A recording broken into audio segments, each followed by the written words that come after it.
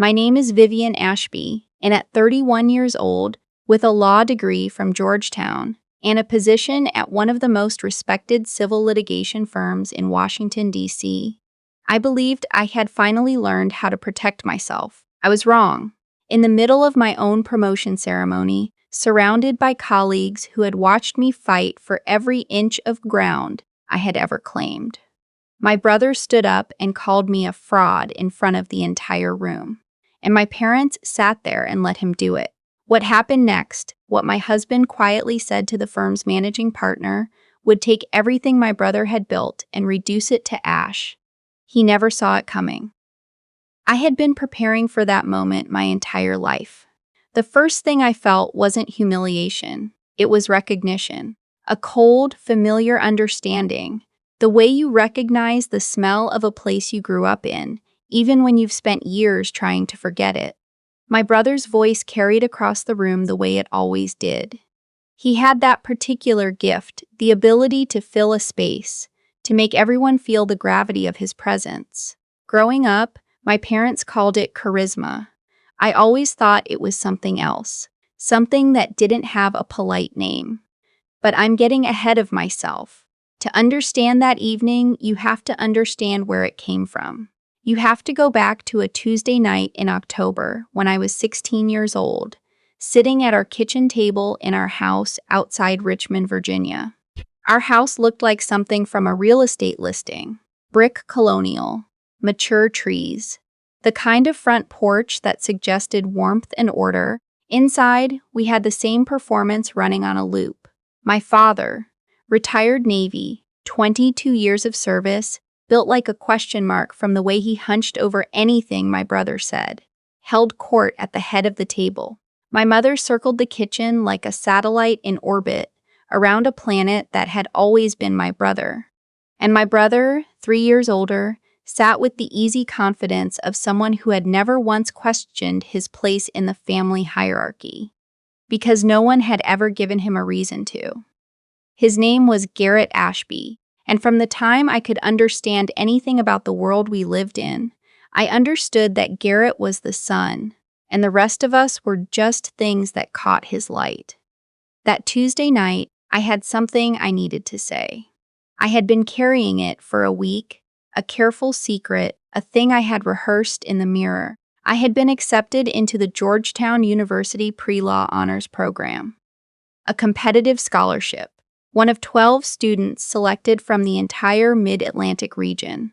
I had spent the previous 6 months applying quietly, filling out forms at the school library, asking my English teacher for a recommendation letter, and swearing her to secrecy because I was afraid. Even then, at 16, that if my family knew I was trying for something, they might find a way to make me fail at it before I'd even begun. I waited until dinner was almost over, until my mother was setting down a bowl of cut fruit, and my father had pushed back from the table with the specific body language that meant he was satisfied and therefore briefly approachable. I got into the Georgetown pre-law program, I said, full scholarship. The silence lasted maybe 3 seconds. In retrospect, 3 seconds is a long time. My father looked up. Something crossed his face, something that I cataloged, in the way that children of difficult households learn to catalog expressions for survival, as surprise. Just surprise, not pride. Like he had walked into the wrong room. Then my brother laughed. It wasn't mean, exactly. That was always the trick with Garrett. It was performative. A laugh that said, "Isn't that funny?" rather than anything more direct. He reached across the table and poured himself more sweet tea, easy and unhurried. "Georgetown," he said, in the tone one uses to read a road sign that leads somewhere irrelevant. "That's the one in D.C., right?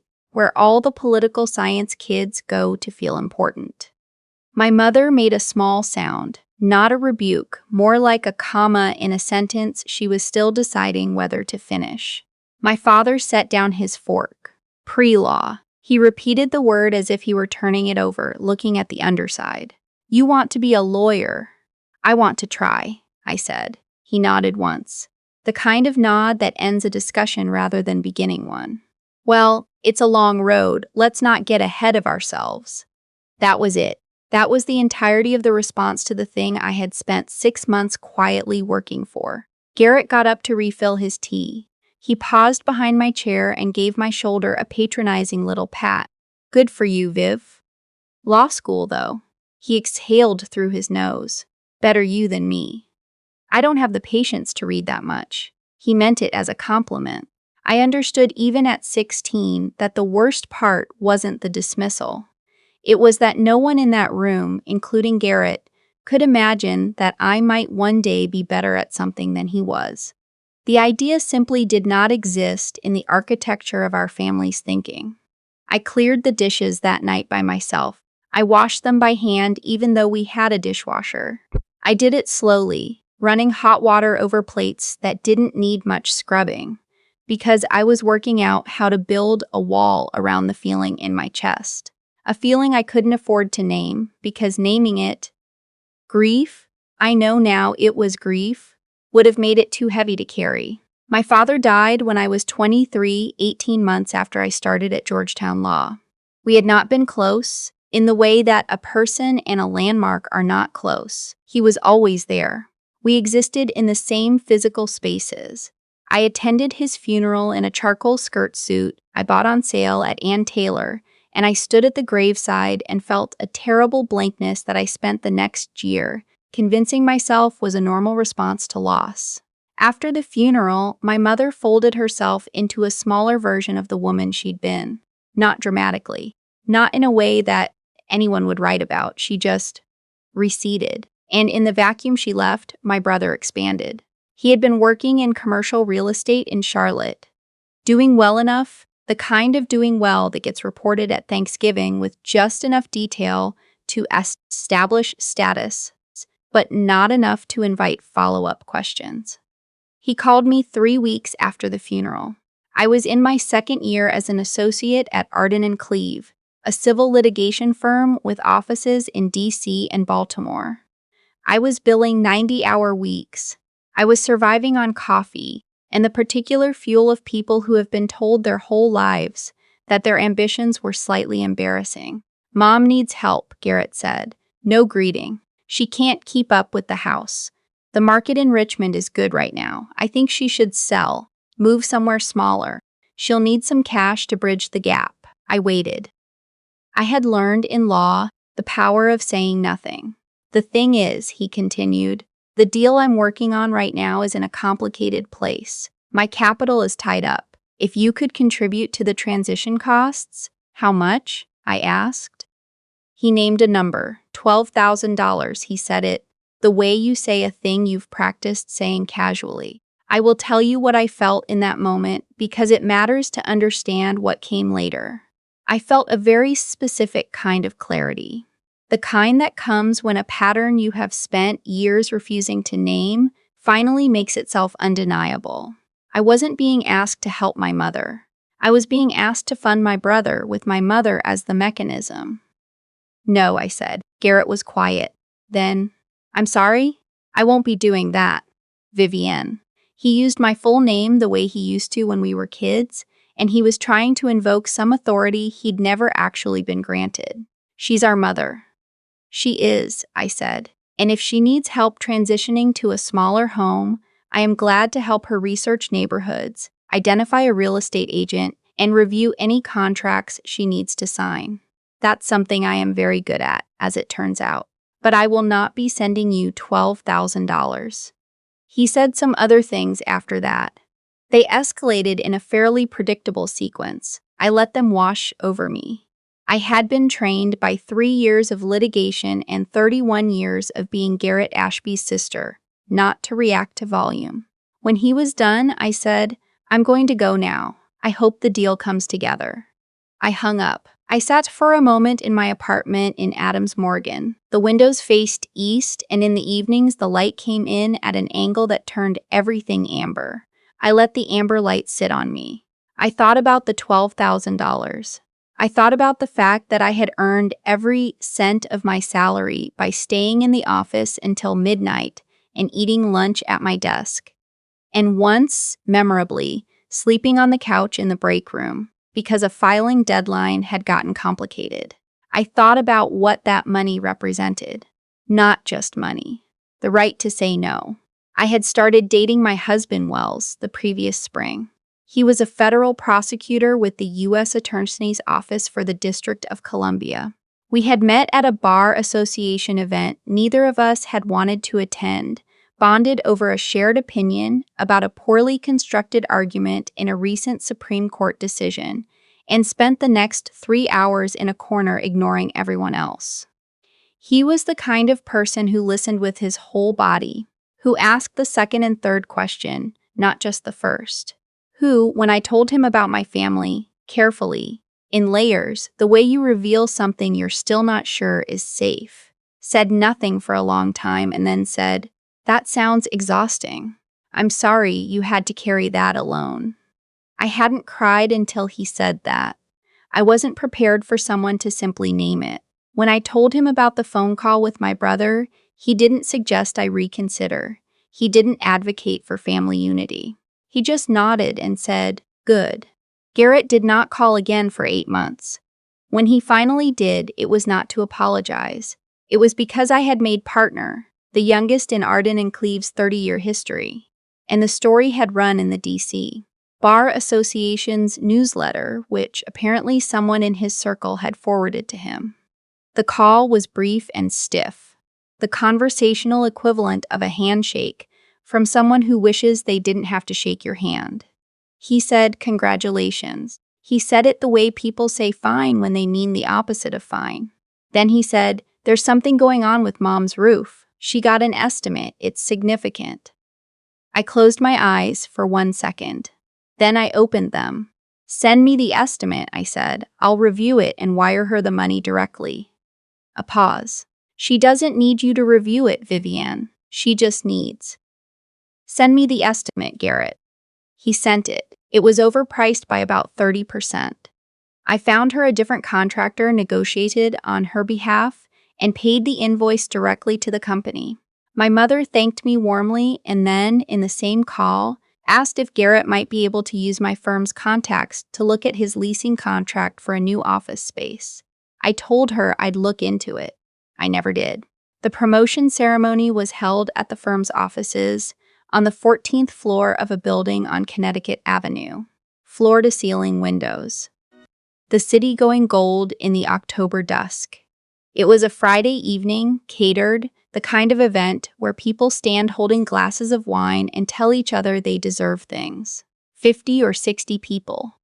Colleagues, clients, the firm's senior partners. Wells was there. My mother was there. Garrett, whom I had not invited, was also there, because my mother had mentioned it to him, and he had decided, as he had always decided, that his presence was its own invitation. I saw him when I walked in and felt the specific kind of dread that comes not from surprise, but from recognition. He was already in conversation with one of the managing partners, a woman named Christine Hale, who had been practicing law for 30 years and had a way of evaluating people that was so thorough it was almost forensic. Garrett was doing the thing he did, filling the room, being the sun. The formal part of the evening was brief. Christine said some things about the trajectory of my work. She cited 3 cases. She mentioned that I had grown the firm's civil rights litigation practice by 40% in 4 years. She handed me a plaque that I immediately felt self-conscious holding. And I said thank you, and made a joke about the coffee budget that got a genuine laugh and everything was fine. Then Garrett stood up.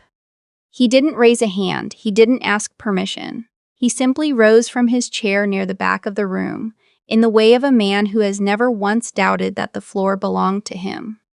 "I just want to say a few words," he said. The room did that thing rooms do when an unexpected person speaks. A brief recalibration, a reorientation of attention. People turned. "I'm Vivienne's brother," he said, smiling, "and I'm incredibly proud of her." He paused. The pause was practiced. Of course, those of us who know Viv know she's always been good at one thing in particular, and that's convincing people she's in the room when she's not really there. No one laughed. I don't think he expected them to. I think what he wanted was something more destabilizing than laughter. A kind of confused uncertainty, the social moment where everyone looks to everyone else to calibrate whether what they've heard is a joke or something else. She's been doing it since we were kids, he continued, still smiling. Performing. Making things look a certain way. It's talent, honestly. He shrugged, and the shrug was the worst part. The shrug was the thing that said, I'm saying this for your own good. I hope people are seeing what's real here, not just what she's showing them. He sat back down. The room was very quiet for approximately 2 seconds. Then someone coughed. Then the ambient noise of the evening slowly resumed, the way water finds its level. I did not move. I was standing at the front of the room with a plaque in my hands and 50 people trying very hard not to look at me. I could feel the familiar mechanism inside me, the one I had been building since I was 16 years old, washing dishes in a kitchen that wasn't mine, engaged like a lock turning over. My face was composed. My breathing was even. I was, in that moment, entirely inside the fortress I had constructed from a lifetime of learning not to give him what he wanted. I didn't look at my mother. I already knew what I would find. I looked at Wells. He was standing near the window. He had not moved. He was watching me with the particular quality of attention that meant he was waiting for my signal. We didn't need words for it. We had discussed this, not this exact scenario, but a version of it, the way you discuss contingency plans without wanting to believe you'll need them. Wells had said, 6 weeks before that evening, if he does something, I don't want to respond the way he'd expect. I want to respond in a way that he won't know how to process. I had said, what does that look like? He had said, it looks like letting the institution speak instead of me. I gave the smallest nod. Wells set his glass on a high-top table and crossed the room with the same unhurried certainty he brought to everything. He stopped beside Christine Hale, who was standing with 2 other senior partners, her expression still carefully neutral in the way of someone who is deciding how to feel about what they've just witnessed. He leaned slightly toward her. He spoke quietly. I was close enough to hear only fragments, but I heard the specific cadence of a man delivering information rather than an opinion. I heard him say the word pattern. I heard him say corroborating witnesses. I heard him say, this is not the first time. And then I heard him say, clearly enough for the 2 partners standing with Christine to hear as well, I think you should know that the person who just spoke has twice solicited financial transfers from his sister under false pretenses. I have documentation. If this firm has any interest in the character of the people attending events in its name, I'm available to share it. He said it the way you report a fact. Not loudly, not performatively. With the complete confidence of a man who has spent 15 years in a federal courtroom and knows that the weight of a statement comes not from its volume, but from its precision. I watched Christine Hale's face change. It was a small change, a tightening at the corners, a decision being made. Then Wells turned, walked back to where he'd been standing, picked up his glass, and looked at me across the room with the same calm eyes he'd had the night we met. The night he'd asked me the second and third question, and not just the first. I don't remember the next 20 minutes clearly. I remember people finding reasons to not be near Garrett. I remember my mother's face going through a series of expressions that did not include concern for me. I remember Christine Hale's spending a long time in conversation with Wells in a corner near the window. I remember that no one asked Garrett to leave. That would have been too formal, too much of an acknowledgement. But that the room rearranged itself around his absence in a way that was more thorough than any formal removal. What I remember most clearly is the moment when my brother understood what had happened. It came about half an hour after his little speech, when he tried to rejoin a conversation he'd been part of earlier. The 2 men involved were commercial clients, developers, the kind of people Garrett actively courted for his real estate work. I saw him approach. I saw the slight shift in their body language. The conversation didn't end, but it closed. The way a door closes, not slammed, just shut with the quiet finality of something that has decided to be done. Garrett looked across the room at me. For the first time in my life, I saw something on his face I had never seen before. It wasn't anger. Anger I was familiar with. This was something smaller and more accurate. It was the look of a man who has just realized that he has been operating under assumptions that were never true, and that everyone else in the room already knew it. I held his gaze for 3 seconds. Then I turned back to the conversation I was having with a colleague about a Ninth Circuit decision, because the work was always the work, and the work had never needed him in it. Wells and I left an hour later. The evening had turned cool, the way October evenings in D.C. do, that specific sharpness in the air that smells like leaves and coming change. We walked for a while before getting in the car. Neither of us spoke for the first block. "You okay?" he said finally. "I think so," I said. "Ask me again in an hour." He took my hand. We kept walking. The city was doing what it does on Friday nights. Noise and light and people flowing in and out of restaurants. A couple arguing quietly outside a bar. A dog pulling ahead on a leash. "What exactly did you say to Christine?" I asked. "I told her what I knew," he said. "The calls. The amounts he asked for. The fact that he used your mother as leverage both times. I told her I had your phone records and his texts if she wanted to see them." He paused. "I also told her he had done it to someone else. A woman he worked with in Charlotte." She settled quietly. "I found out last month. I didn't tell you because I wasn't sure it was my information to share." I stopped walking. "You've been sitting on that for a month," I said. "I was waiting to see if I'd need it," he said simply. "Turns out I did." I stood on the sidewalk on Connecticut Avenue while the city moved around us. The anger I felt, and I did feel anger, a clean, focused anger that was entirely different from grief, settled somewhere useful, not in my chest, in my hands, in the part of me that already knew what came next. The consequences unfolded over the following weeks in the way that professional consequences do, quietly, through networks and whispered conversations and doors that don't open. Christine Hale did not make a formal complaint. She didn't need to. What she did was mention to 2 people what she had learned that evening. In a city the size of D.C., where Garrett had been working to establish commercial real estate connections among the kind of clients who attend law firm events, that was sufficient. I did not call my mother. She called me 11 days later with the specific energy of someone delivering a grievance they have been composing for a while. She said Garrett was hurt. She said I had always made things difficult. She said that a family was not a court of law. I let her finish. Then I said, "I know you love him. I understand that it's easier for you when I'm the problem, but I am done arranging myself around that." She said nothing for a moment. Then, "That's very cold, Vivienne." "It's very clear," I said. "There's a difference." I did not hang up angrily. I said I hoped she was well. I meant it. She was my mother, and I loved her in the complicated, layered way that you love someone who has failed you in a very specific direction for a very long time. But love, I had learned, was not the same as availability. I sat at my kitchen table after the call and pulled out a legal pad. I wrote, in my clearest handwriting, every grievance I had been carrying since I was 16 years old. I wrote for an hour. I wrote until my hand cramped and the legal pad was full and I had run out of new things to say.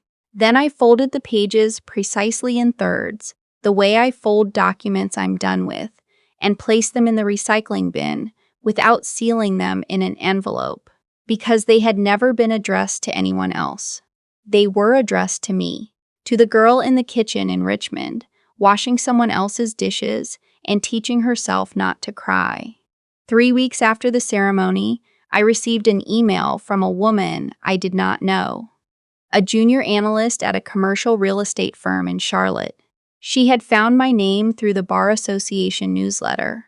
She wrote carefully, with the particular precision of someone choosing each word. She said she had heard what had happened at the event in D.C.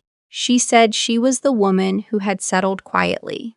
She said she had been afraid because she was 26 and he was connected, and she did not have the resources to pursue it. She said reading about what had happened, about the fact that someone had finally said his name out loud in a room full of people who mattered, had made her feel something she hadn't felt since the settlement. She said it made her feel like she hadn't been wrong. I read the email 4 times. Then I wrote back. I told her she had not been wrong. I told her I would be glad to speak with her, at no charge, about her options, if she ever wanted to revisit the matter. I told her that what she had survived had not been her fault, and had not been invisible, even when it felt that way. I pressed send and sat very still for a while. Outside, the November rain was doing what November rain in DC does. A serious, purposeful rain that means business, that is cleaning the city of something it no longer needs. Wells came and stood in the doorway. He had 2 cups of coffee, and he set one on the table in front of it. Without asking, already knew. I did. She reached out, I said. He sat down across from me. I figured she would eventually. She's 26, I said. He looked at me over his coffee cup. He didn't say anything because he didn't need to. We had been together long enough that silence between us had a texture, and this particular silence was the texture of 2 people who understood each other without requiring the exchange of words to prove it. Wells and I got married the following April in a small ceremony in the Shenandoah Valley. 23 people, my closest colleagues, his parents, 2 friends from law school, a woman I had met in my first year at Arden and Cleve, who had become one of the most important people in my life. My mother came. She and I had arrived, over the preceding months, at a kind of careful peace, not the peace of resolution, but the peace of 2 people who have agreed, wordlessly, to navigate around the unresolvable. She sat in the 2nd row and cried when we exchanged vows, and I believe the tears were genuine. Garrett was not there. He had not been invited, not from malice, simply from accuracy. The morning of the wedding, Wells and I stood on a wooden deck watching mist move over the mountains. We were in jeans. The ceremony wasn't until the afternoon. He had a cup of coffee, and I had the paperback copy of Meditations I had been carrying since law school, worn at the spine and bristling with dog-eared pages. "What are you reading?" he asked, though he already knew. "Same thing I always read," I said. He smiled. "Which part?" I read it to him. "You have power over your mind, not outside events. Realize this, and you will find strength." He was quiet for a moment. Then, "That sounds like something you wrote." "Marcus Aurelius wrote it 2,000 years ago," I said. "But yes, it does." We got married that afternoon in the thin gold light of an April afternoon, with the Blue Ridge visible through the windows and the smell of fresh grass coming in under the doors. The ceremony lasted 20 minutes. The vows were not about duty. They were about partnership and visibility, and the specific promise to keep being the person who stays in the room and asks the 2nd and 3rd question. Months later, I was in my office reviewing a settlement agreement when my assistant forwarded an email from the Charlotte woman. Her name was Petra Quinn, and we had spoken twice by phone by then. She had decided to reopen the matter. She had found 2 other women willing to come forward. She had a new attorney who was not afraid of the work. She wrote, "I don't know if this would have been possible without what you did. You reminded me that his version of events was not the only version." I set the email down and looked out my window at the city. 14 floors below, people were moving in all the directions that people move in cities. Purposeful, distracted, late, unhurried. All of them carrying the weight of something they were trying to get right. I had spent my entire career on the 14th floor of one building or another, looking down at that same river of human effort, and I had never once tired of it. I picked up my coffee. I got back to work. The settlement agreement was complicated and the language mattered, and I was very good at making language say exactly what it needed to say. I am my mother's daughter. I am my father's daughter. I am the girl who dried a ruined acceptance letter with a hairdryer and put it in a page protector like a battlefield artifact, because some part of her had always known it was worth preserving. I am the woman who learned to build a fortress and then eventually to invite someone inside it. I am Vivienne Ashby. I am a partner at Arden and Cleve. I am the wife of a federal prosecutor who brings me coffee without being asked and asks the third question and the fourth. I am the person who, on an October evening in Washington, D.C., with a plaque in my hands and the city going gold behind the windows, chose not to react. And that choice was the most powerful thing I have ever done. Not because it silenced my brother, but because it let the truth speak in a room where it had never had permission before. And once truth has spoken in a room like that, you cannot unsay it. The room remembers. The institution remembers. The woman in Charlotte remembered when she needed to most. Some victories announce themselves. Some do not. The quietest ones are the ones that last.